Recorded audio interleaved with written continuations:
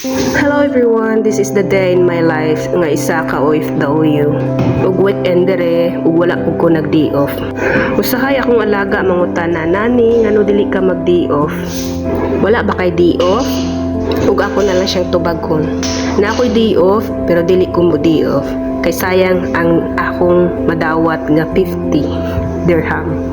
Pero usahay lang medyo kaayo mag-day off no, pero mag-una jud na yung akong kaulaw sa pagpananghid nila nga mag-day off ko.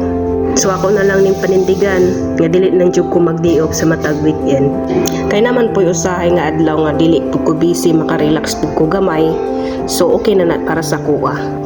Pero kapoy gyud para sa ko ang lawas, pero ako lang ning ginaagwanta kay asa raman yung mapuhod kong mga wala na ta. Char lang.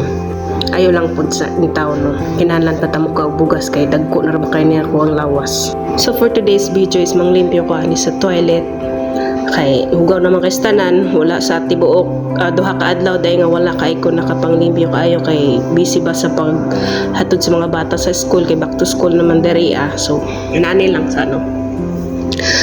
Ako rin siyang gipang trapuhan kay dili pa man kay na siya yung hugaw kaayo no. Trapuhan lang ni siya kay lain po kani ang galas mo siya ato siyang kuanon kay pasagdan nga basa kay maglabak-labak ang agi mo nang ato siyang trapuhan para kusinaw gid siya mawala ang tong mga patak-patak bitaw sa tubig.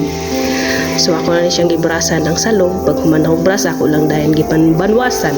Dili mo kay ni hugaw kay kadadlaw dili mo pud nga kadadlaw panagsalang butoy bahala na magira